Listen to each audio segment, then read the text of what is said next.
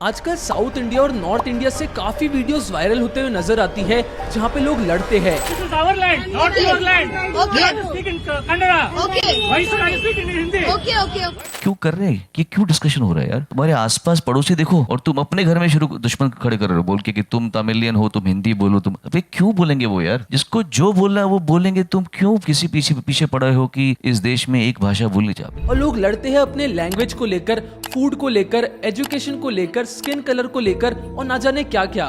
पर आज हम इन सब पर नहीं बल्कि फैक्ट्स पर बात करेंगे और ये देखेंगे कैसे साउथ इंडियंस और नॉर्थ इंडियंस एक दूसरे को ट्रीट करते हैं और क्या सच में साउथ इंडिया नॉर्थ इंडिया से ज्यादा डेवलप्ड है। तो वीडियो काफी इंटरेस्टिंग होने वाली है, इसीलिए पूरा देखना। अगर बात करें डिस्क्रिमिनेशन की तो कई वीडियोस वायरल हुए हैं इंटरनेट पे जिससे पता चलता है कि साउथ इंडियंस अपने स्टेट्स में नॉर्थ इंडियंस को उतने अच्छे से ट्रीट नहीं करते, क्योंकि जब नॉर्थ इंडियंस जॉब लेने जाते हैं साउथ में तो उनके लिए बहुत मुश्किल होता है कि उन्हें जॉब मिल जाए, क्योंकि साउथ में काफी स्टेट्स में लोग अपनी रीजनल लैंग्वेज में ही बात करते हैं और जो लोग बाहर से आते हैं वो उन्हें टारगेट करते हैं और फोर्स करते हैं कि वो उनके लैंग्वेज में ही बात करे, और अगर वो हिंदी बोलते हैं तो वो उनसे बात करना पसंद नहीं करते। भाई साहब कहने लगे कि कनाडा में कि पासपोर्ट दिखा के कि तुम्हारा बर्थ प्लेस बैंगलोर है और तुम्हें कन्नड़ा नहीं आती। मैंने कहा कि मैं बैंगलोर में पैदा हूँ तो मुझे कन्नड़ा आना जरूरी है क्या? तो मुझे कहता है कि अगर तुम्हें शहर में रह के कन्नड़ा नहीं आती तो मैं तुम्हें सस्पेक्ट कर सकता हूँ। मैंने कहा really you gonna suspect me for what? और फिर मैंने उसे कहा कि uneducated people like you are in this country will never grow. और आपने शायद ये कैब ड्राइवर वाला वायरल वीडियो तो देखा ही होगा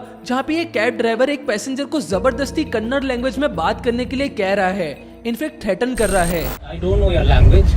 I am telling you कि if Only Kannada. okay, no Hindi, no English. No English, no Hindi, no तेरे पास only Kannada. ये कर्नाटका।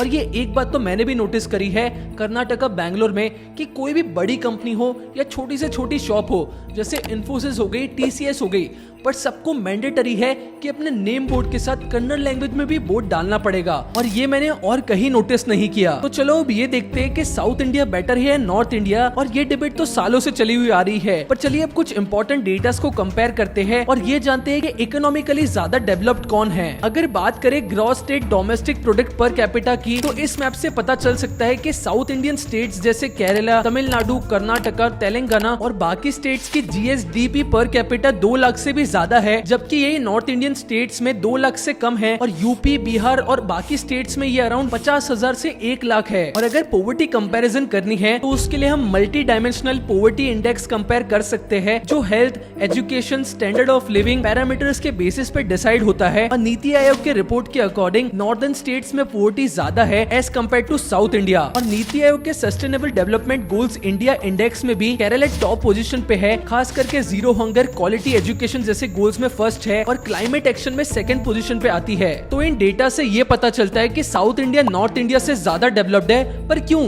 नॉर्थ इंडिया में ऐसे क्या प्रॉब्लम्स रही है जिस वजह से नॉर्थ इंडिया इतना पीछे रह गया है साउथ इंडिया से? चलो बताता हूँ। इसके काफी रीजंस है जो जुड़े हुए हैं इंडिया की हिस्ट्री से। हिस्ट्री में इंडिया पर काफी बार अटैक्स हुए हैं और यहाँ होने वाले most of the attacks India के नॉर्थ वेस्टर्न बॉर्डर्स पर हुए हैं, जिस वजह से पूरा जो नॉर्दर्न पार्ट है वो काफी बुरी तरीके से इम्पैक्ट हुआ है। और क्योंकि अटैक्स के बाद काफी बार रूलिंग पार्टीज भी चेंज होती है, तो ऐसी इंस्टेबिलिटी की वजह से डेवलपमेंट तो अफेक्ट होगा ही। और इनमें से कई बार ऐसे भी अटैक्स हुए हैं जिसमें सिर्फ लोगों को डोमिनेंस चाहिए होता है, तो इस वजह से नॉर्थ इंडिया की वेल्थ लूटने के लिए वो लोग डोमिनेंस पाते थे। तो फिर आप मुझे डबल टैक्स दीजिए, तो ना लगा। देखिए रसूल जी, पिछले साल आधा लगान भी मैंने आपकी कहने पर कबूल किया था, वो भी देरी से। इस साल उस लगान की भरपाई करनी पड़ेगी, सो दुगना लगा। और इन्हीं रीजंस की वजह से नॉर्थ इंडिया में कम डेवलपमेंट हुआ है, क्योंकि जितनी भी रूलिंग पार्टीज आई है उनका बस एक ही मेन मोटिव था, इंडिया को लूटना। नॉर्थ इंडिया और इंडिया के बाकी कुछ पार्ट्स में आज भी पॉलिटिकल पार्टीज कास्ट और रिलीजन के बेसिस पर इलेक्ट होती है, पर पूरे स्टेट को डेवलप करने के लिए सही पार्टी को चूज करना कितना ज्यादा इंपॉर्टेंट है ये मुझे आपको बताने की जरूरत नहीं है। प्लस साउथ इंडिया को फॉरेन ट्रेड का बड़ा बेनिफिट मिला है, और क्यों ये हम आगे जानेंगे। पर बात करें नॉर्थ इंडिया की तो उनके पास सिल्क रोड था फॉरेन ट्रेड करने के लिए, पर इस सिल्क रोड पर कब्जा था अरब और चाइनीज ट्रेडर्स का, जिस वजह से उनके फॉरेन ट्रेड रिलेशंस इतने स्ट्रॉन्ग नहीं हो पाए। अब ये जानते हैं कि साउथ इंडिया के डेवलपमेंट के पीछे क्या रीजंस थे, क्या उनके पास कोई एडवांटेजेस है।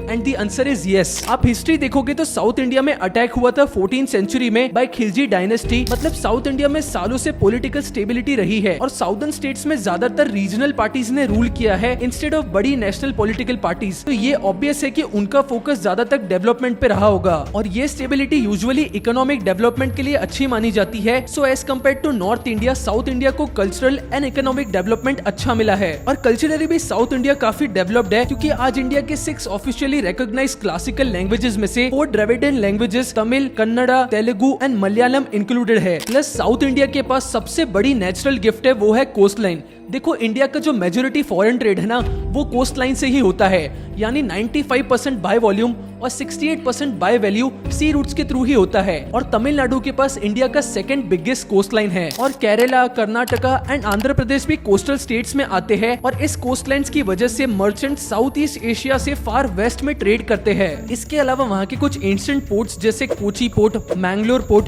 Chennai port, Ennore port, Visakhapatnam port और बाकी पोर्ट्स के थ्रू वहाँ ship building, cargo handling, transport industries काफी अच्छी से डेवलप हुई है, जिस वजह से वहाँ पे एम्प्लॉयमेंट भी काफी बड़ा है। और वहाँ की गवर्नमेंट ने सिटीजन्स के लिए काफी पॉलिसीज इशू करी है, जिस वजह से वहाँ पे हायर लिटरेसी रेट है और इसका भी कंट्रीब्यूशन रहा है साउथ इंडिया के डेवलपमेंट में। पर इतने डेवलपमेंट के बाद भी सदर्न स्टेट्स को ऐसा लगता है कि गवर्नमेंट उनके साथ पार्शियलिटी करती है।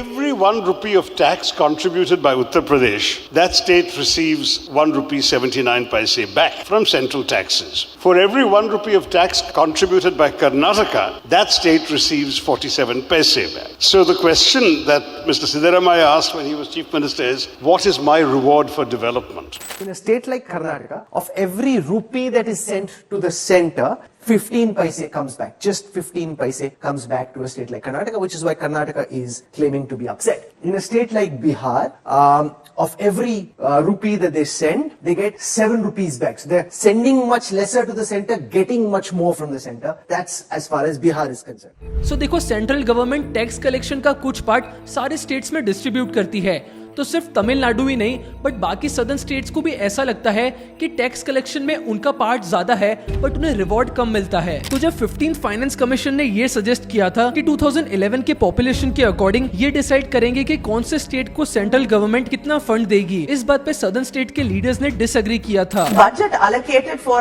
22-23 for new lines to the southern railways is only 59 crores to the southern railways, and the northern railways is 13,200 crores.